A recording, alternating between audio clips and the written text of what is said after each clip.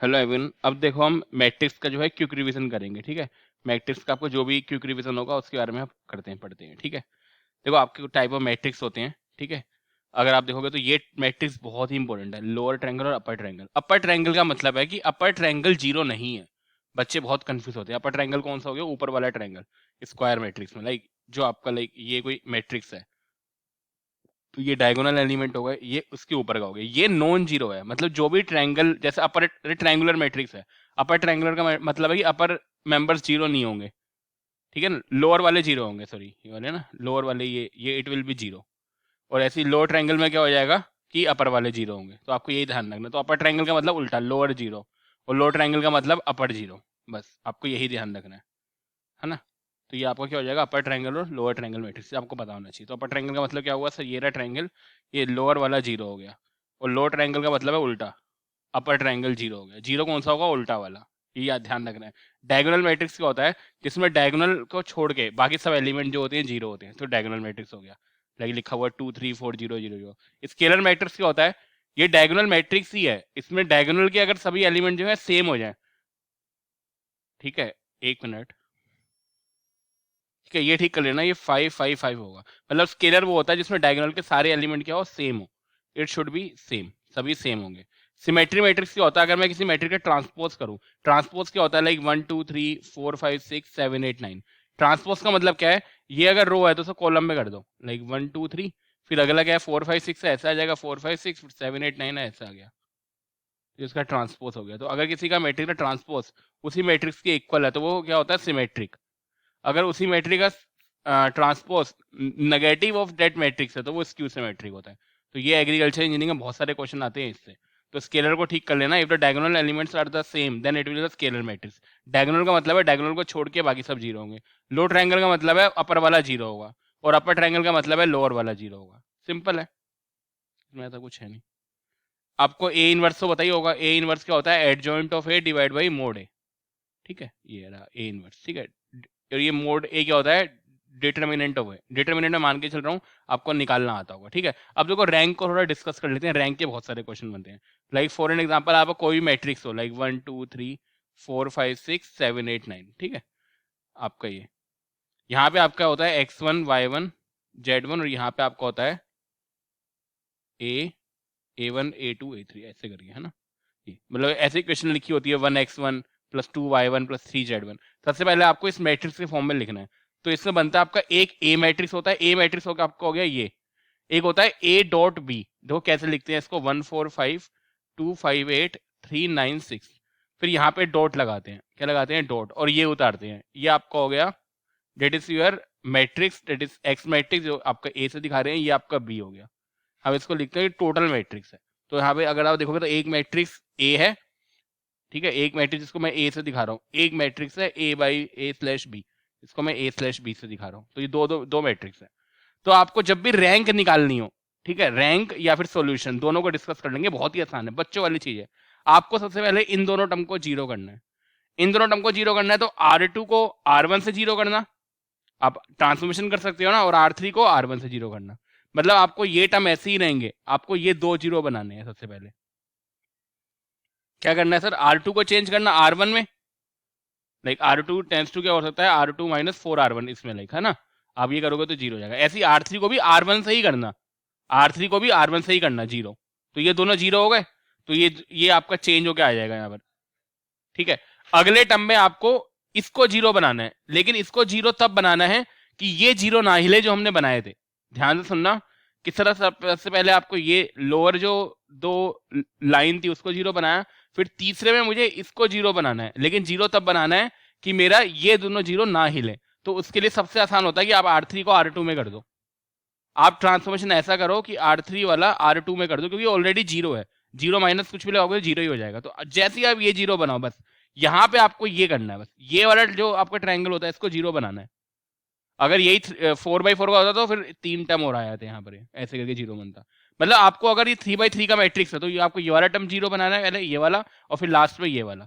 इसके बाद देखो चार केस हो सकते हैं। लाइक जैसे आपने जीरो बनाया, ये जीरो हो गया, ये जीरो हो गया, ये जीरो हो गया। अब यहाँ भी दो वैल्यू आएंगे, ये जीरो हो गया आपका, ये जीरो हो गया, और ये जीरो हो गया। भाई यही तो आपने करा है। अभी भी दो वैल्यू बची हैं। अब बहुत ध्यान से देखना, हो सकता है ये दो वैल्यू 0 0 हो जाए, हो सकता है ये वैल्यू एक 0 हो और एक यहाँ पे कोई नंबर हो, मैं नंबर लिख रहा हूँ फॉर एग्जांपल 5, कुछ भी हो सकता है, एन एनी नंबर है ना, एन से दिखा देते हैं। हो सकता है, देखो तीन केस हो सकते हैं इस वाले इसके, देखो तीन केस आपको दिमाग में रखने हैं। हो सकता है ये भी 0 हो, ये भी 0 हो सकता है आपको कि ये 0 हो, ये कोई नंबर हो, और हो सकता है ये भी कोई नंबर हो और ये भी कोई नंबर हो। आप समझ रहे हो, जैसे ही आपने दो टर्म 0 करे, इसको 0 करा, इसको 0 करा, इसको 0 करा, ट्रांसफॉर्मेशन जब क्वेश्चन करोगे तो यहाँ भी एक नंबर होगा और ये भी एक नंबर होगा, राइट, ये भी एक नंबर होगा, ये भी एक। अब इन पे डिपेंड करेगा कि सोल्यूशन कैसा है, बहुत ध्यान से देखना। अब जैसे मैं यहाँ पे लिखता हूँ 1 2 3 4 फॉर एग्जाम्पल के लिए 0 1 2 3 0 0 0 0। अब ये क्या था हमारा x, ये क्या था y, ये z है ना, यही तो था, ये x से मल्टीप्लाई करेगा, ये y से, ये z से। अब अगर ये 0 0 है तो इसका मतलब क्या है, तो 0 इंटू जेड, देखो इसका मतलब क्या है, इंटू 0 इंटू बी। अब z की हर एक वैल्यू के लिए सोल्यूशन एप्लीकेबल है। आप x y z कुछ भी रख दो, 0 इंटू एक्स है plus 0 into y plus 0 into z, मतलब एक्स वाई जेड की वैल्यू कुछ भी ले लो, मल्टीप्लाई होकर 0 ही आएगा। मतलब जब ये 0 बाई 0 हो गया then it's a infinite solution. Infinite solution क्यों है, आप एक्स वाई जेड की अनलिमिटेड वैल्यू रख दो कुछ भी। आप समझ पा रहे हो, लाइक ये लोअर रो है 0 0, ये भी 0 हो गई, ये भी 0 हो गई। अब X Y Z, X into 0 equation लिखो simple, Y into 0 plus Z into 0 equal to 0। अब एक्स की वैल्यू 5 ले लो, 10 ले लो, 20 ले लो, 40 ले लो, 50 ले लो, इनफाइनाइट सोल्यूशन इसको आएंगे, तो इसको बोलते हैं हम इनफाइनाइट सोल्यूशन। पहले सोल्यूशन पढ़ लो, आपको फिर रैंक भी क्लियर हो जाएगा। ये 0 और n आ गया, सपोज करो यहाँ पे 0 आया था, यहाँ पे कोई नंबर आ गया 5। अच्छा अब इक्वेशन लिखो 0 into x plus 0 into y plus 0 into z equal to 5। ये कोई इक्वेशन सेटिस्फाई हो ही नहीं सकती भाई। अगर आप x में 0 से मल्टीप्लाई कर रहे हो, y में 0 से मल्टीप्लाई कर रहे हो, z में 0 से मल्टीप्लाई कर रहे हो, क्या 5 आ जाएगा सर? आ ही नहीं सकता, इम्पॉसिबल है। तो इसको बोलते हैं नो सोल्यूशन, क्योंकि x और y का कोई भी सोल्यूशन नहीं है भाई। किसी भी नंबर को 0 से मल्टीप्लाई करोगे तो 0 ही आएगा ना, तो इसको बोलते हैं हम नो सोल्यूशन इस केस को। आपको याद नहीं करना, आपको समझ में आ जाएगा। याद भी करना होगा तो मैं ट्रिक बता दूंगा। 0 0 यहाँ पे सपोज करो नंबर आ गया 3, तो 0x plus 0y plus 3z equal to 5। Now you having the unique solution because z will be the 5/3। मतलब if there are two numbers then it will be the unique solution. ये क्या है आपका unique solution. अब आपको ये समझ में हो गया। यूनिक सोल्यूशन को बोलते हैं कंसिस्टेंट सोल्यूशन। कंसिस्टेंट का मतलब होता है जब दोनों इसकी रैंक जो होगी बराबर होगी। अभी क्लियर कर देंगे इसको। इनफाइनाइट में भी कंसिस्टेंट होती है और इसमें इनकंसिस्टेंट होता है, नो में। अभी और क्लियर कर देता है। अब देखो रैंक क्या होती है। रैंक आपको कुछ नहीं होता, रो काउंट करनी है कौन सी, नॉन जीरो, बस एक ही line sir, non zero row count कर लो, ठीक है। अभी हमने देखा था जैसे आपने पहले गॉस एलिमिनेशन, गॉस एलिमिनेशन बोलते हैं, आपने इसको जीरो करा, लाइक 1 2 3 4 मैट्रिक्स है, मैं बोल रहा हूँ आपने इसको जीरो कर दिया, इसको जीरो कर दिया पहले 2, फिर आपने अगले स्टेप में इसको भी जीरो कर दिया 5 6। अब देखो तीन केस बनते हैं, या तो ये 0 0 होगा 1 2, देखो इसी में केस से बना देता हूँ 0 5 0 0। मान लो ये 5 और 6 है, 1 2 3 4 0 2 5 6 0 0 0 3। मतलब दो ही केस बनेंगे, या तो दोनों टर्म जीरो हो जाएंगे या फिर एक टर्म जीरो होगा या फिर दोनों में से कोई भी जीरो नहीं होगा।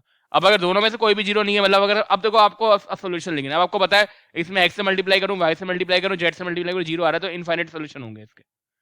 अब इनफाइनाइट है, अब रैंक लिखो इसकी। अब देखो ये आपका डॉट लगा हुआ है, तो इस मैट्रिक्स को मैं दिखा रहा हूं ए मैट्रिक्स। ये पूरा मैट्रिक्स मेरा है A/B। ये तो रैंक अगर मैं ए की बात करूं तो रैंक ऑफ ए क्या होगी, नंबर ऑफ नॉन जीरो रो।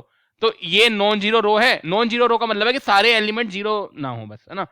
इसमें एक भी एलिमेंट ऐसा है जो जीरो नहीं है। हाँ तीनों एलिमेंट है तो एक तो ए काउंट होगी, ये भी काउंट होगी, लेकिन ये सारे एलिमेंट जीरो हैं। तो रैंक ऑफ ए कितनी हो जाएगी सर, ये वाली रो और ये वाली रो, तो दो रो हैं बस। ऐसी मैं rank of A by B की बात करूं, ए बाई बी की, यहां भी एक ऐसी रो है, दो ऐसी रो है जो जीरो नहीं है, ये वाली रो पूरी जीरो है, तो ये भी इसकी भी दो होगी। It means the rank are equal.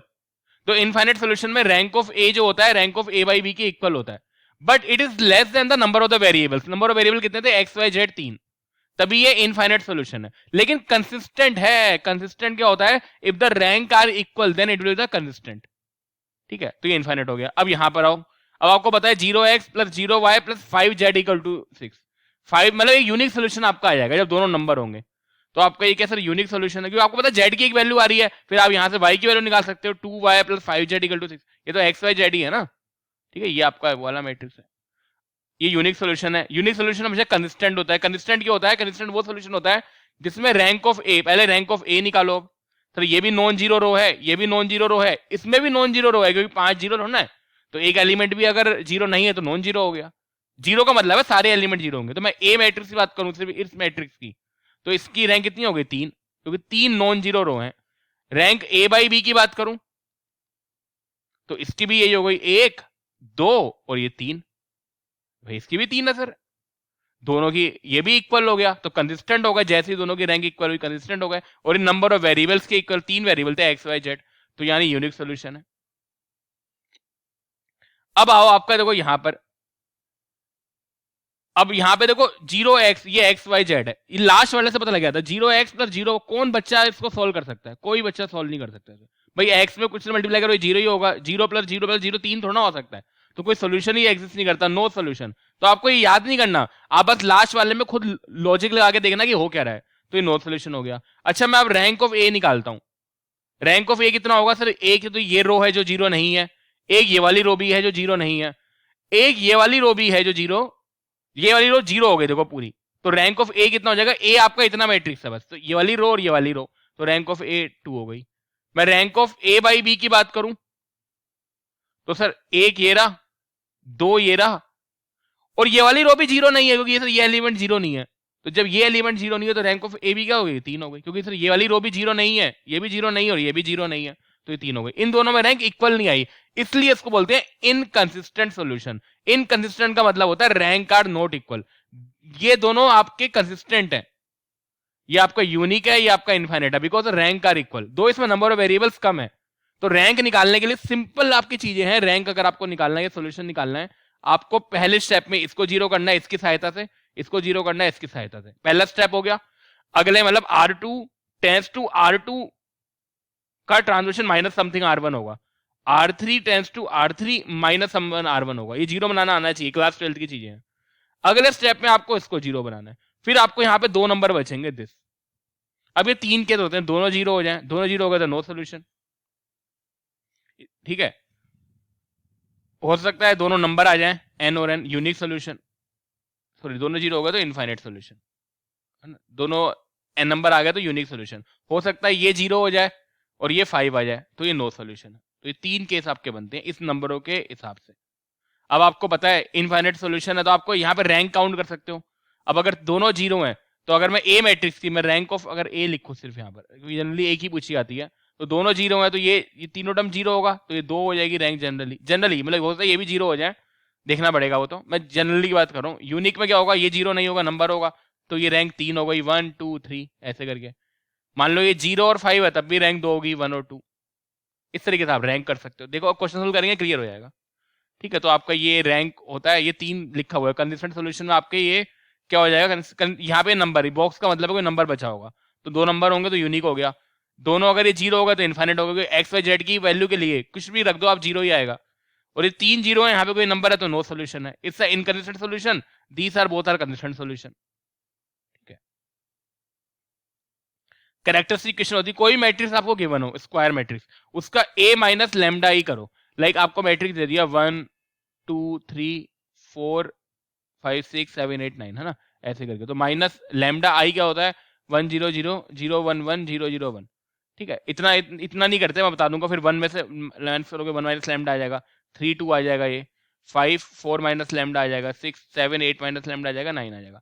मतलब आपको कुछ नहीं करना होता, जो ये डायगोनल टर्म है उसमें लेमडा माइनस कर दो बस, डायरेक्ट करते हैं बच्चे, 1 minus lambda 3 2 5 4 minus lambda 6 7 8 9 minus lambda. इसका डिटर्मिनेंट इक्वल टू जो जीरो रखोगे, आपको समझ रहे हो, पहले ये इक्वेशन लिखनी है ये, और ये डिटर्मिनेंट को जब जीरो के इक्वल करोगे तो वो आपकी कैरेक्टरिस्टिक इक्वेशन बनती है। इस कैरेक्टरिस्टिक इक्वेशन से आपके जो लैम्डा की निकलती है दैट्स आइगन वैल्यूज, इस इक्वेशन को सॉल्व कर लो। या आइगन वैल्यू को सॉल्व करने का एक और तरीका है, जो आइगन वैल्यू का सम होता है वो ट्रेस ऑफ मैट्रिक्स के बराबर होता है। ट्रेस क्या होता है? डायगोनल एलिमेंट का सम, बहुत ही इंपॉर्टेंट प्रॉपर्टी है। The sum of the eigen value is the trace. What is the trace? The sum of the diagonal element, sum of diagonal element.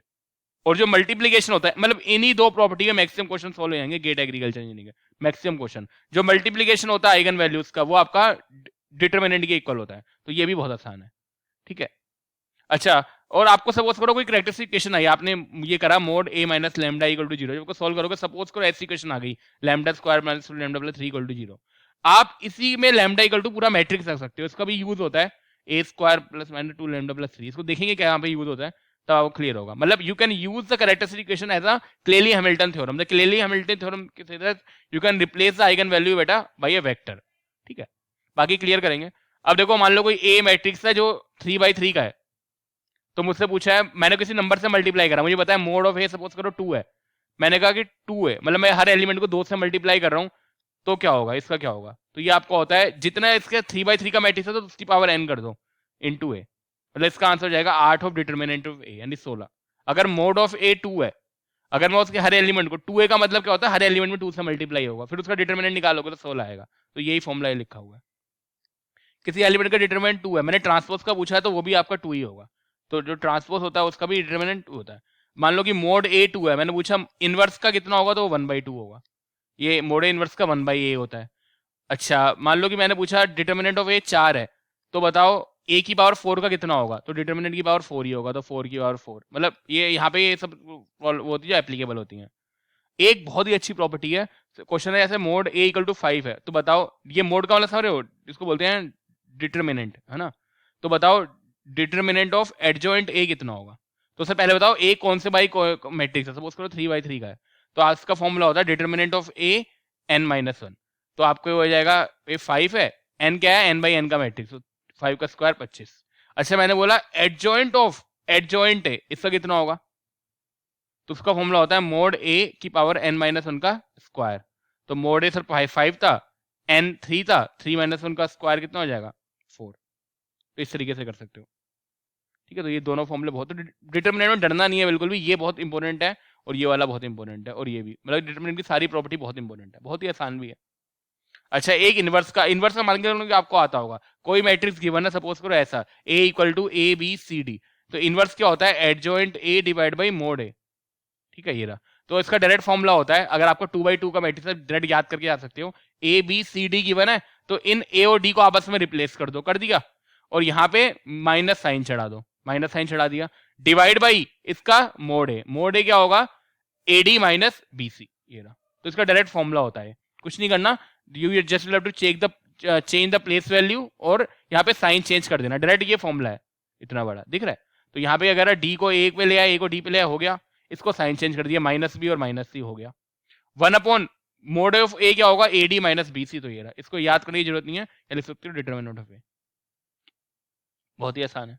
अब इसे क्वेश्चन सॉल्व करते हैं। देखो पहला क्वेश्चन ये ऐसा है, इनवर्स ऑफ मैट्रिक्स, अब इसको सॉल्व भी कर सकते हो, कोई करना चाहता है तो पूरा निकालो, एडजॉइंट ए निकालो, कोफैक्टर जो निकालते थे, वरना क्या करो इनकी प्लेस चेंज कर दो, कर दिया 4 3, इसमें साइन चेंज कर दो, -2 -1, divide by 1 mode A, mode कितना हो जाएगा, 4 3 12 -2 10, डायरेक्ट डिवाइड करो, 0.4 -0.2 -0.1 0.3, तो ये आपका आंसर हो गया डी।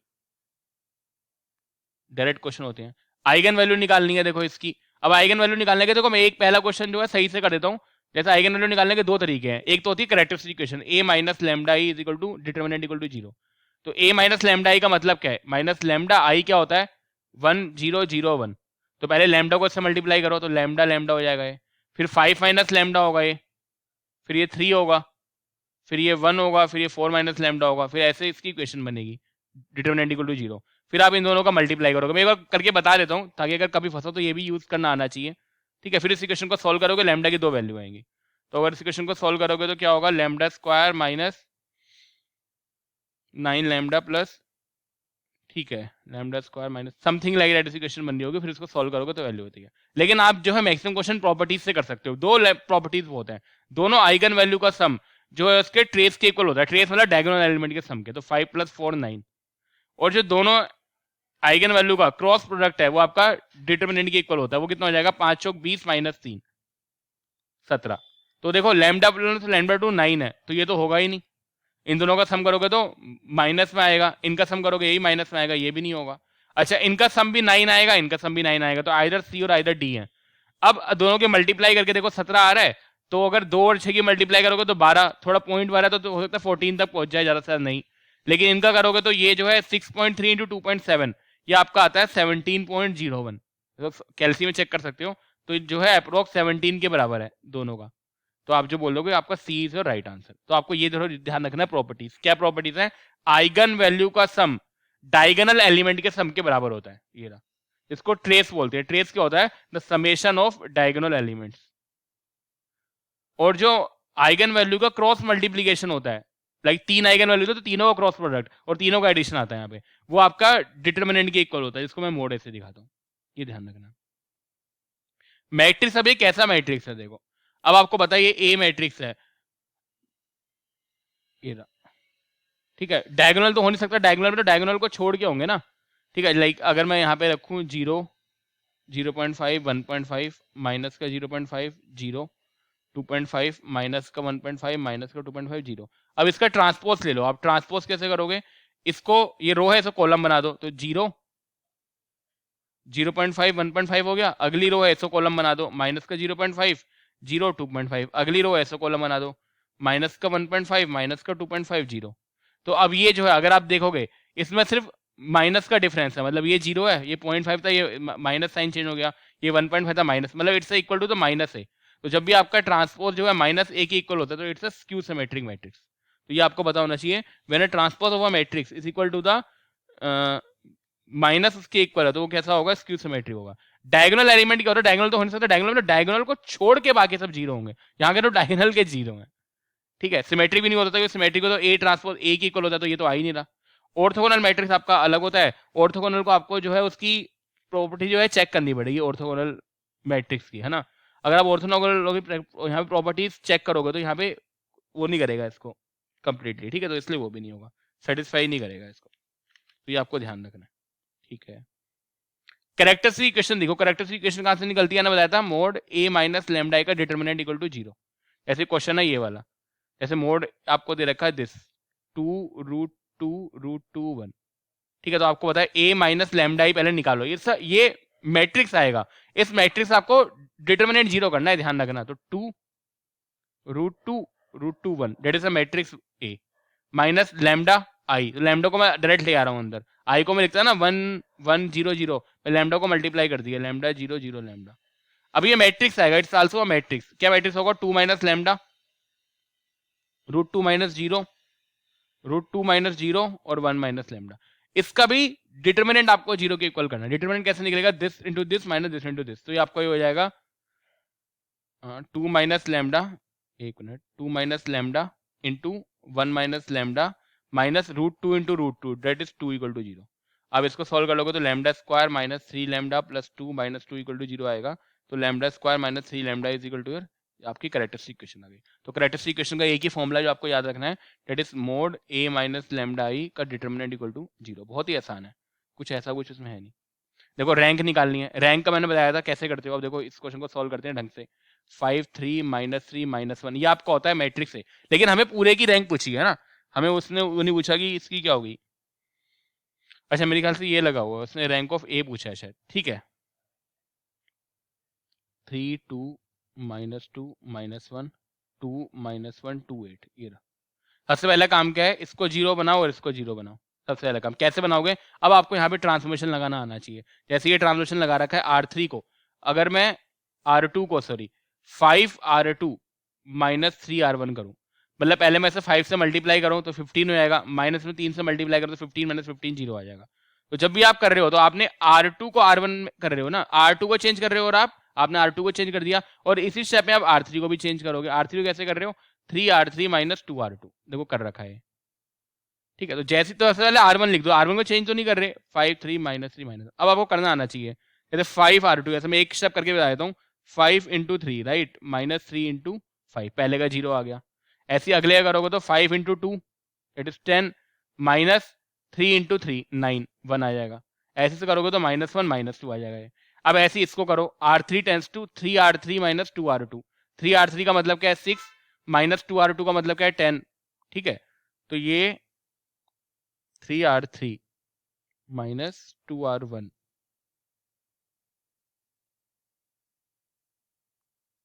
अच्छा 3R3 माइनस 2R2 लगाया इन्होंने। पहले इन्होंने R3 को कर दिया, R3 को इन्होंने R2 से कर दिया, एक ही बात है। चलो कैसे भी कर लो, मतलब आप R1 से भी कर सकते हो, मैंने R2 से कर दिया है। R3 कर लो 3R3 माइनस 2R2, तो 3R3 कितना हो जाएगा आपका? 6 माइनस 2R2 कितना हो जाएगा? 0। मैं पहले की बात कर रहा हूँ ना, तो ऐसे करोगे तो आप ये आ जाएगा 0 -7 10 28 ये हो गया अब आपका। तो ये दोनों जीरो बन गए, आपको कैसे भी करके इन दोनों को जीरो बनाना है, फिर आपको इसको जीरो बनाना है, लेकिन ये दोनों जीरो नहीं हिलने चाहिए बिल्कुल भी, ठीक है, ये दोनों जीरो नहीं हिलने चाहिए। तो आप यहाँ पे लगा दो R3 tends to R3 minus, ठीक है, अच्छा -7 है ना, -7 R2। तो जैसे ही आप करोगे ये, तो ये आपका जीरो बन जाएगा, ये जीरो बन जाएगा, जीरो, बस आपके 3 जीरो बन गए, बात खत्म, लोअर ट्रायंगल जीरो हो गया, बस बात खत्म हो गई। अब आपके पास ये बचा है। अब आपको पता है नॉन जीरो रोज कौन सी है सर, ये भी नॉन जीरो है, ये भी नॉन जीरो है, और ये भी नॉन जीरो है, तो मैट्रिक्स रैंक कितनी हो जाएगी 3। कि नॉन जीरो रोज है और ये सोल्यूशन कौन सा है, यूनिक सोल्यूशन, दोनों जगह नंबर आ गया अगर पूछता तो रैंक में आपको कुछ नहीं करना, बहुत ही आसान है भाई रैंक। इसको जीरो करो, इसको जीरो करो, फिर एक स्टेप में, अगले स्टेप में इसको जीरो कर दो, फिर आपको बस नॉन जीरो रो काउंट करनी है, कौन सी रो नॉन जीरो है, जैसे ये नॉन जीरो है, नॉन जीरो का रो मतलब होता है अगर एक भी एलिमेंट जीरो नहीं है, लाइक ये नॉन जीरो रो होगी, ये आपकी जीरो रो हो गई, इसको काउंट नहीं करना बस। तो rank is a number of non zero row, इसको 1 2 नंबर जो उसके आएंगे, बस बच्चों वाली चीज है। डिटर्मिनेंट निकालना है, इसका डिटर्मिनेंट कितना आसान है बताओ। ऐसे अब 2 है तो 2 क्या हो जाएगा, दिस 2 से आने वाली रो उसको बंद करा तो क्या बचता है 3 -4, फिर यहाँ पे माइनस साइन लगा, -1, 1 से आने वाली इसको बंद करा, क्या बचा 2 -2, तो बच्चों वाली चीजें हैं। प्लस 1 से आने वालों को बंद करा 1, क्या बचा 4 -3, तो ऐसे क्वेश्चन भी आ रखे हैं। डिटर्मिनेंट क्या हो जाएगा -1 हो जाएगा। देखो 2020 का क्वेश्चन है, linear equation as n unknowns, linear equation में एन अननोन्स है, लाइक मतलब आपकी इक्वेशन ऐसे रहोगी 2x1 plus 3y1 plus 4z1 and so on, जो ये x y z है they are the number in the n unknowns है। The rank of the coefficient matrix, coefficient matrix आपका होता है ए मैट्रिक्स जो आप बनाओगे, लाइक 2 3 4 जो जाएगा, ये आपका कोफिशिएंट मैट्रिक्स होता है।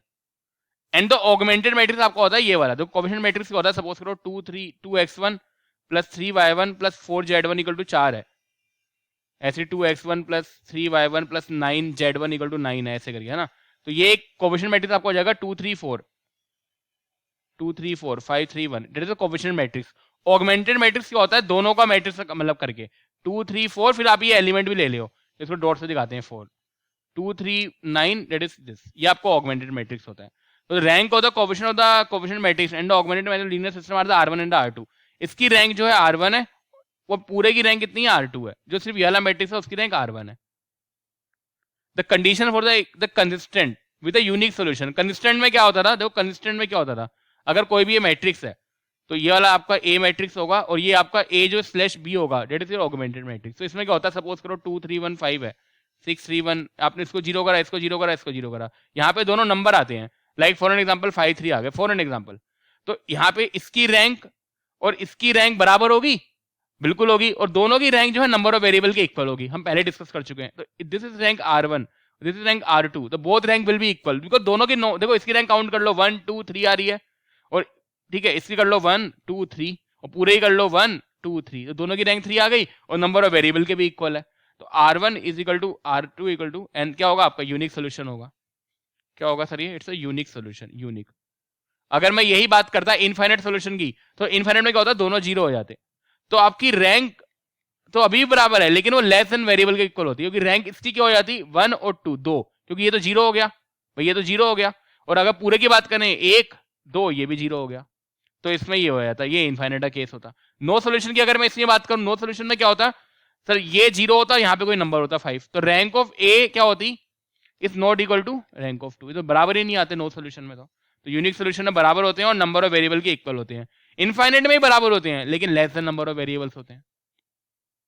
आगे बढ़ो, देखिए ये भी 2020 का है, A one of the eigen values is 4.236, देखो मैट्रिक्स है 3 2 2 1, अब आइगन वैल्यू आपको पता होना चाहिए, दोनों का समेशन 4 होगा, लैम्डा 1 प्लस लैम्डा 2 किसके इक्वल होगा 4 को, एक वैल्यू दे रखी है 4.236, तो ये क्या हो जाएगी lambda 2, it will B 4 minus 4.236, minus का 0.236, ये ध्यान रखना, ये गेट में कर रहे हो तो माइनस वहां पे टाइप कर देना, वो बच्चों ने पिछली बार क्या करा 0.236 मार करके आ गए, तो वो गलत हो जाएगा, माइनस आपको मार करना, ये सिली मिस्टेक हो जाती है जो होनी नहीं चाहिए, ठीक है। और क्वेश्चन सॉल्व करते हैं आगे, ठीक है। अब देखो आगे क्वेश्चन सॉल्व करते हैं इसके, एक मिनट, हाँ ये हो गया था। नेक्स्ट क्वेश्चन सॉल्व करते हैं, कैरेक्टरिस्टिक इक्वेशन निकालनी है इसकी, है ना, विद द आइगन वैल्यू, अगर ये आपकी ये आइगन वैल्यू है ना, तो आपको पता है कैरेक्टरिस्टिक इक्वेशन क्या होती है, ए माइनस लैम्डा आई का मोड इक्वल टू 0, सिंपल आपको यही लगाना है, तो आप लगा दो यहाँ पे 2 माइनस लैम्डा दैट इज √2, फिर आपका √2 ऐसे रहेगा क्योंकि आपके जो डायगोनल एलिमेंट होते हैं उसमें बस लैम्डा से सिर्फ माइनस हो जाता है, तो उसका डिटर्मिनेंट इक्वल टू 0, तो 2 minus lambda into 1 minus lambda, है ना, माइनस का √2 into √2 that is 2 equal to 0। तो इसको सॉल्व करोगे आपका आ जाएगा लैम्डा स्क्वायर माइनस का 2 लैम्डा प्लस 2 इक्वल टू -2, तो आपका ये बचेगा लैम्डा स्क्वायर माइनस का 3 लैम्डा। कैसे आ रहा है?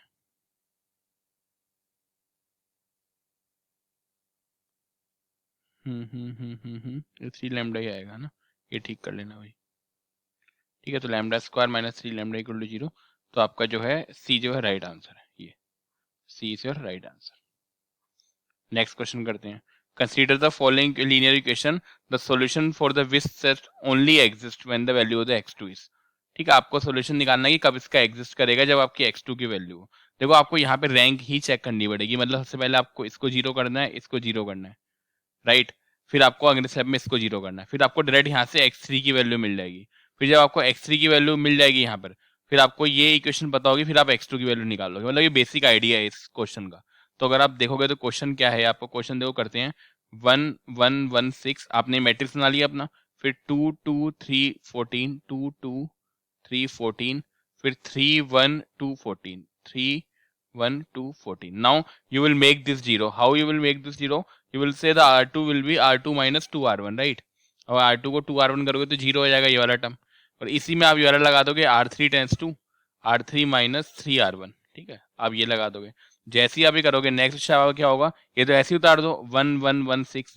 नेक्स्ट स्टेप आपका होगा 0 0 1 2 0 0 1 2, और ये आपका आएगा 0 -2 -1 -4। जब आप ये स्टेप कर लोगे, अब आपके पास ये दोनों 0 बन गए। Now you will have to make this 0, but you will have to make this 0 that this 0 will not be affected, है ना, आपका ये ना हो। तो अगर आप आर, सबसे बढ़िया कि इन दोनों को रो को ही चेंज कर दो।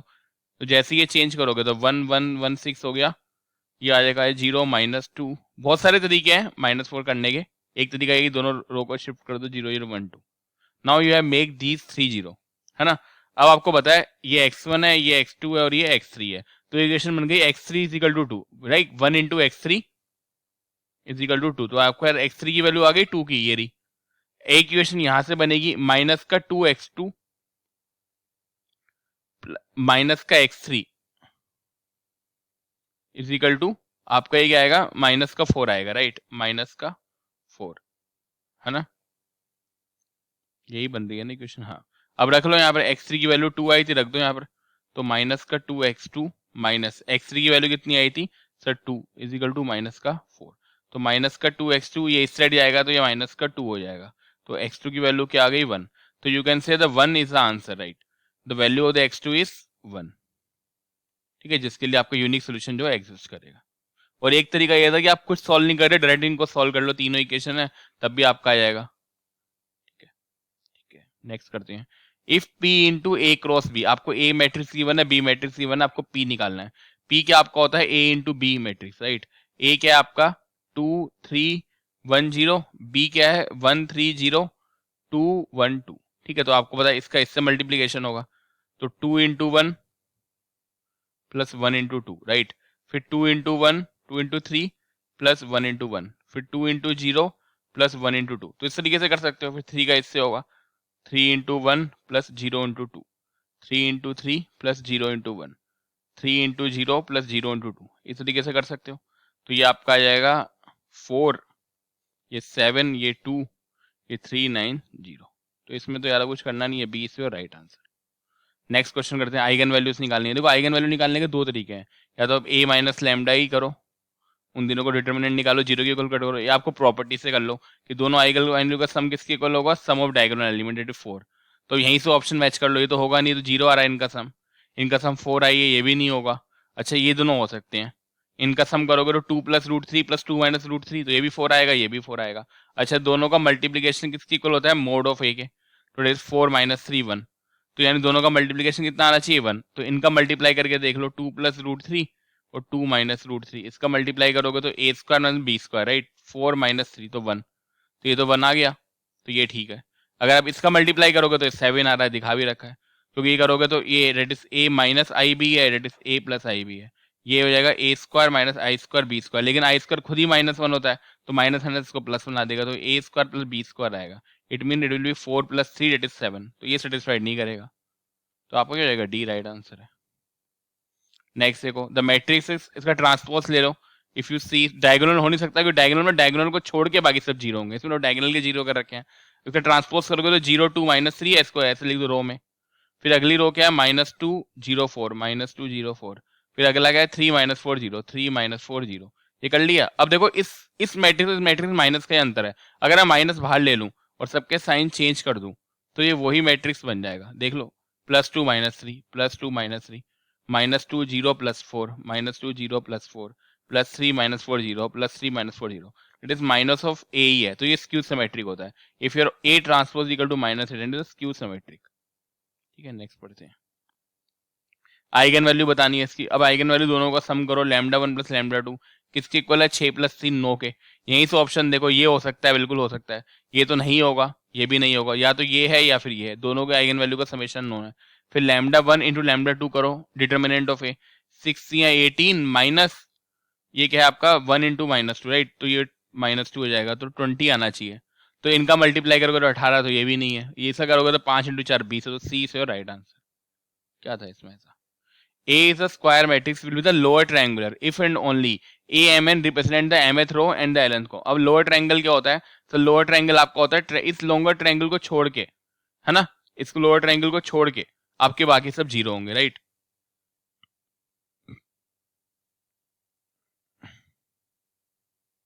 कहाँ गया, हाँ, अपर ट्रायंगल वाला जीरो होगा, तो ये वाला टर्म जीरो होगा आपको और ये वाला टर्म जीरो होगा। लोअर ट्रायंगल आपका, अपर ट्रायंगल जीरो होगा, राइट। तो ये पूरा करके अपर ट्रायंगल आपका जीरो होगा। यानी अगर मैं इसको लिखूं, ये आपकी रो 1 है, राइट, और ये आपका कॉलम है, तो इट इज 1 रो 1 कॉलम, तो ये A1 2 आएगा और A1 3 आएगा। अगर मैं M रो को दिखा रहा हूँ, इट इज M सिंबल रो का है और N कॉलम का है, तो हमेशा क्या हो रहा है, M आपका N से छोटा आ रहा है, क्या बोल सकते हो कि N बड़ा है M से।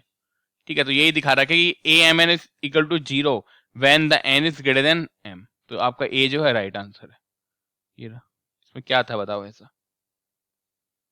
System of the equation representative. अब आपको इसका सोल्यूशन निकालना, अब इसकी रैंक निकालोगे। सबसे पहले इसको जीरो करो, इसको जीरो करो, ठीक ना। पहले मैट्रिक्स बना लो अपना, ये मैट्रिक्स बना लिया है 1 2 -1, बिल्कुल ठीक है, -1 1 3, बिल्कुल ठीक है, 2 -4 1 2 -4 1 है। फिर ये लगाए, सेमीकोलन लगाए, फिर ये बी मैट्रिक्स उतारा, राइट, 4 1 3 उतार दिया। अब इसको जीरो करना है, इस वाले टर्म को, और इसको जीरो करना है, तो कैसे लगाओगे, R2 में लगाया, R2 - 2 R1, ठीक है, R2 tense to R2 - 2 R1, क्योंकि दिख रहा है, इसमें 2 से मल्टीप्लाई करो, जीरो करो तो जीरो हो जाएगा। तो इस रो को तो ऐसे उतार दिया, इसको चेंज कर दो, R2 - 2 R1 से 2 - 2, इसको कर दो 1 -1 × 2, तो आपका हो जाएगा 1 + 2 3, आगे 3, ऐसे इसका हर एलिमेंट कर दो, माइनस का 4 माइनस का 2 × 2 दैट इज -8, ये आ गया। तो आपने हर एलिमेंट कर दिया। फिर R3 कर दो, R3 को करोगे 1 - 1, R3 कर सकते हो R3 - R1, तो ये 0 4 1 आ जाएगा। आपने इतना काम कर दिया पहले इसमें, पहले स्टेप में दोनों को जीरो बना लो, अगले स्टेप में आपको इसको जीरो बनाना है। इसको कहते हैं जीरो बनाओगे, R3 को लगा दो, R3 - 4/3 R3, क्योंकि इसको अगर मैं 4/3 से मल्टीप्लाई कराऊं और इसको माइनस करूं तो ये जीरो हो जाएगा। तो आपको यही लगाना, आपने ये ट्रांसफॉर्मेशन लगाया, आपका ये इक्वेशन बन गई। अब देख रहे हो, ये भी आपका एक नंबर आया, ये भी एक नंबर आया लास्ट में। इस mean you are having these 2 number. मतलब अगर मैं इसमें ये अगर मान लो क्या था, x y z थे, यानी ये x था, y था, z था, मतलब ये 29/3 z इज इक्वल टू 25/3 आ रहा है। मतलब we are having a unique value of the z, because, और रैंक भी क्या है, इस मैट्रिक्स की रैंक कितनी है, इसकी ए मैट्रिक्स, इसको ए मैट्रिक्स बोलते हैं। अगर मैं देखूं इसको, देखो इसको हम बोलते हैं ए, दैट इज मैट्रिक्स ए, जो मैंने गोला कर रखा है। इसको हम बोलते हैं A/B, इस पूरे मैट्रिक्स को बोलते हैं A कॉलम B। अब A कॉलम B की मैट्रिक्स की रैंक देखो, ये नॉन जीरो रो है, ये भी नॉन जीरो रो है, ये भी नॉन जीरो रो है, 3 हो गई। A मैट्रिक्स की अब रैंक देखो, A मैट्रिक्स की सिर्फ इस वाले की, इतने वाले मैट्रिक्स की, इतने वाले, ओनली दिस, ये भी जीरो नहीं, ये भी है नॉन जीरो रो, ये भी नॉन जीरो है, ये भी नॉन जीरो है, इसकी भी 3 है, तो दोनों की 3 है, दोनों की रैंक बराबर है। It means a consistent solution. जब भी रैंक बराबर होती है तो कंसिस्टेंट सॉल्यूशन हो गया, ठीक है, और यूनिक तो आपको दिख रहा है, तो A is your right answer. Inverse का मैंने तरीका बताया था, देखो कोई लिखा भी हुआ है, कोई मैट्रिक्स ABCD आपका ऐसे है, राइट, तो कुछ नहीं करना होता है, इनका प्लेस चेंज कर दो और इनके साइन चेंज कर दो। तो इनका प्लेस चेंज करोगे तो 1 इस साइड आ जाएगा, 2 इस साइड, तो आ गया 1 2 हो गया। इनके साइन -3 -2 सर ये हो गए, डिवाइड बाई इनका वो निकाल दो मोड ऑफ ए, तो 2 - 6 ये कर दिया, 2 माइनस -4 है, फिर -4 से डिवाइड करोगे तो ये आंसर आ जाएगा। बच्चों वाली चीजें हैं, बताओ। तो जो इसका आंसर आ रहा है सी, माइनस का 0.25 दिस और ये, तो C is your right answer. Eigen value निकालनी है। आइगन वैल्यू का सम किसके इक्वल होता है? ट्रेस के, यानी 2 + 3 5 के इक्वल होगा। ठीक है, तो अब देख लो, ये तो करेगा ही नहीं मैच, ये भी नहीं करेगा, या तो ये होगा या फिर ये होगा, दोनों का मल्टीप्लाई करो तो क्या हो जाएगा? 6 माइनस का 2 दैट इज 4, दोनों का मल्टीप्लीकेशन करके क्या आ रहा है? 4 आ रहा है, तो C is your right answer. Inverse निकालना है फिर से इसका, आपको इनवर्स का फॉर्मूला पता होना चाहिए। इनवर्स का एक ही फॉर्मूला, इन दोनों की वैल्यू चेंज करी, सॉरी प्लेस चेंज करा, 4 और 3 आपस में कर दिया, ये 4 इधर आया 3 इधर, इनके साइन से चेंज करे, माइनस का और माइनस का 2, और मोड ए से डिवाइड कर दिया। It means that is 4 × 3 12 minus का 2 डिवाइड बाई 10, फिर 10 से इसको अंदर डिवाइड करोगे तो ये 0.4 हो जाएगा, डेट इज माइनस का 0.1 माइनस का 0.2 और 0.3, तो आपका ये आया 0.4 माइनस का 0.1 माइनस का 0.2 और 0.3, D is right answer. Determinant निकालना है इसका। अब डिटर्मिनेंट निकालने में कुछ भी नहीं है, -3 से करा, इससे रो कॉलम बंद कर दिया, तो क्या बचेगा? 4 × 5 20 माइनस का 0, बाकी माइनस का 0 से बंद कर दे, लेकिन 0 ही है तो क्यों ही मल्टीप्लाई करेंगे, प्लस 0 है, यहाँ भी कुछ नहीं करेंगे, तो माइनस का 60 इज योर राइट आंसर, तो C is your right answer. इसमें भी ऐसा कुछ नहीं था। देखो एक मैट्रिक्स दे रखा है x into this r into this, given that the matrix product a into r is this, आपको वैल्यू निकालनी है। a मैट्रिक्स क्या आपका ये रहा x, और ये लिखा है 3 × 10⁻⁴ माइनस x, ये रहा, मतलब लिखा है 30,000 माइनस x बेसिकली, और r आपका ये रहा। अब आपको अगर देखो a आपका गिवन है सर x 3 × 10⁻⁴ माइनस x, ये आपका एक एलिमेंट है, सेकेंड एलिमेंट, ये आपका a मैट्रिक्स हो गया। r क्या है आपका 0.09 0.11। अब इन दोनों की मल्टीप्लाई में कराऊं क्योंकि ये आपका ये आर है, राइट, तो क्या हो जाएगा? ये इससे मल्टीप्लाई करेगा x इंटू 0.09 प्लस आपका ये वाला जो टर्म है 3 × 10⁻⁴ माइनस x इंटू ये किससे मल्टीप्लाई करेगा? 0.11 से, ये आपका आएगा। अब ए आर दे रखा है 3060, इसको 3060 के इक्वल रख दो, तो ये आपका ये हो जाएगा 0.09x, इसको सोल्व करोगे तो आएगा माइनस का 0.11x प्लस का 3 × 10⁻⁴ इंटू 0.11 इज इक्वल टू 3060। इसको इस साइड ले आओ, इसको इस डिवाइड माइनस करोगे तो माइनस का 0.02x आएगा, ये आपका माइनस का 240 हो जाएगा, तो x की वैल्यू यहाँ से आ जाएगी 12,000। So you can say the x value is 12,000 if you want to solve this matrix. ठीक है, तो इतना ही क्वेश्चन है। Thank you very much.